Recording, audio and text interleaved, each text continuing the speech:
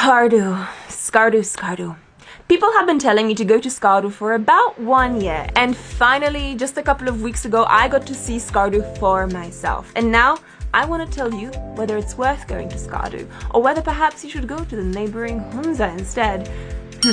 Much to be revealed in this video. But first of all, let me tell you a little bit about Skardu. Skardu is basically the gateway to all the other attractions and places all across Baltistan, which is part of Gilgit-Baltistan. This is where you would come if you wanted to access places like K2, Deosai Plains, or even Nanga Parbat.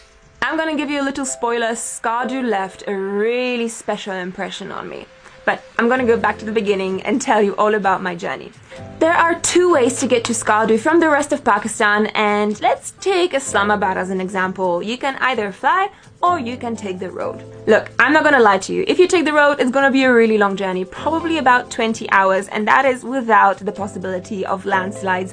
But along the way, you're gonna get to see some incredible places, including the valleys of Naran and possibly Kahan, as well as Babusar Pass. Babusar Pass is basically a road that goes up to over 4,170 meters.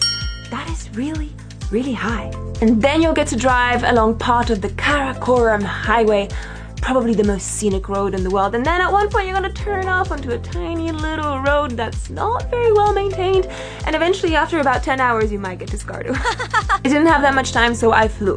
Here's the thing about the flight. It set me back $200 for a 1-hour flight.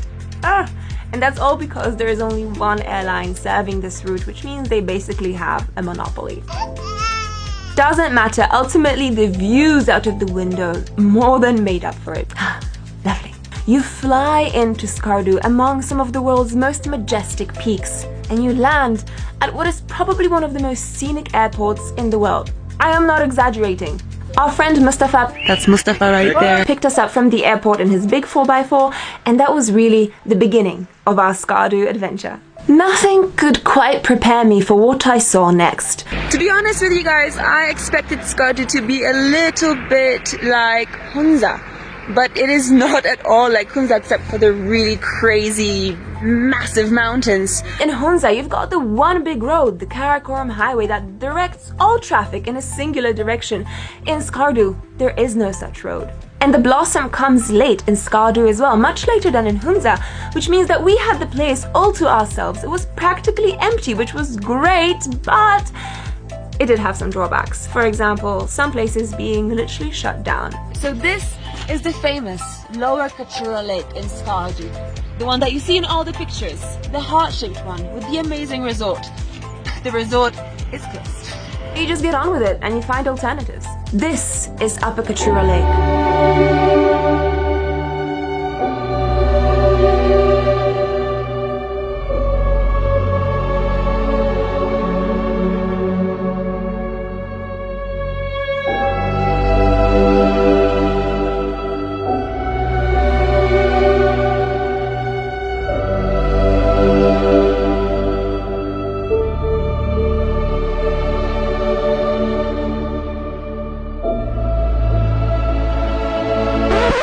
But guys, we have a lot to cover and very little time, so I'm gonna whiz through all the other places I saw in Skardu very quickly so that you can decide whether it's worth going there or not.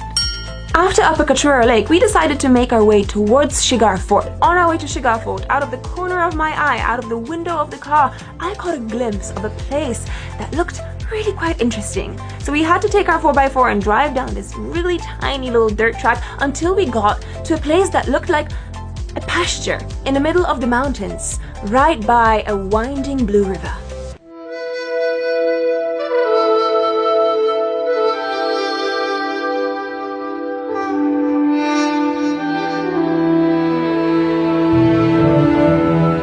I've always imagined places like this to be oases in the middle of a desert, and right here you got an oasis in the middle of the mountains, surrounded by rock. Inhospitable, inaccessible rock. And yet, here we are. Anyway, from this green pasture, we continued along our way to Shigar Fort. I had seen pictures of Shigar Fort before, but there's a few things that I only found out once I got there. Shigar Fort is a 17th century fort, which is kind of nestled in the middle of the mountains, and its name apparently translates to rock fort, or the fort on the rock.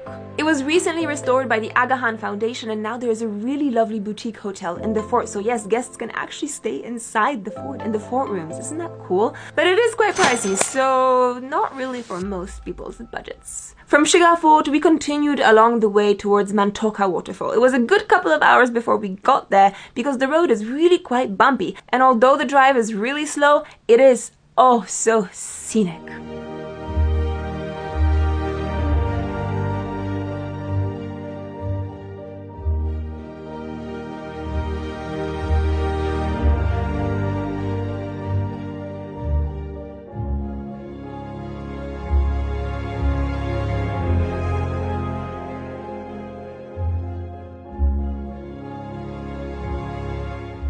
Eventually, we arrived at Mantoka Waterfall.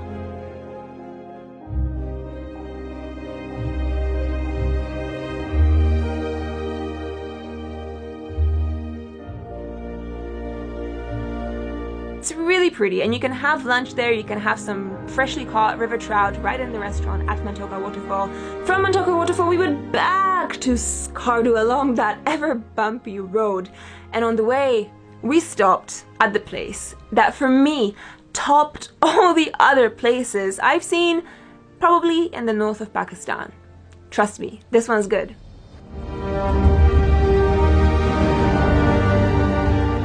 Welcome to the Safranga Cold Desert.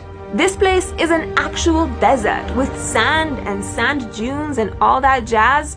But it's not anywhere in the south of the country. It's actually at an elevation of a good couple thousand meters above sea level in the middle of the Karakoram Mountains. Landscapes like this are things that you normally see in like fantasy drawings and fantasy films. It didn't seem real. I could not get my head around the fact that this place is really real. It's right there.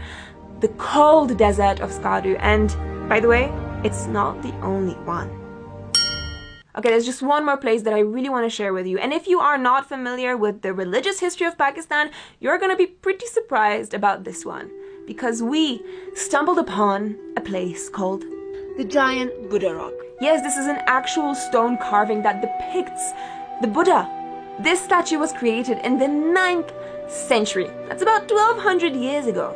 Given the fact that Pakistan is an Islamic republic and probably not very widely known for religious diversity, this is pretty surprising. But it's only one of the many Buddha rocks dotted across the northern parts of Pakistan.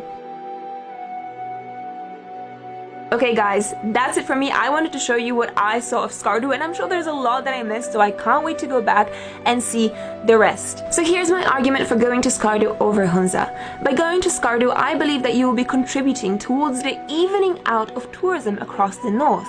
Because as many people know, there are many attractions and destinations in the north that are right now suffering from over-tourism, especially in Skardu's neighboring Hunza. So yes, Skardu might be a slightly more difficult destination to get to. The road might be a bit more bumpy. The infrastructure of restaurants and hotels may not be as well developed as Hunza. But you'll be seeing a place that is so beautiful, so mind-blowingly epic, and doing something good for tourism in Pakistan too. Thank you guys for watching this video. I hope you enjoyed it. I had a blast in Skardu, and I hope to be back very, very soon. And I will see you guys in the next vlog.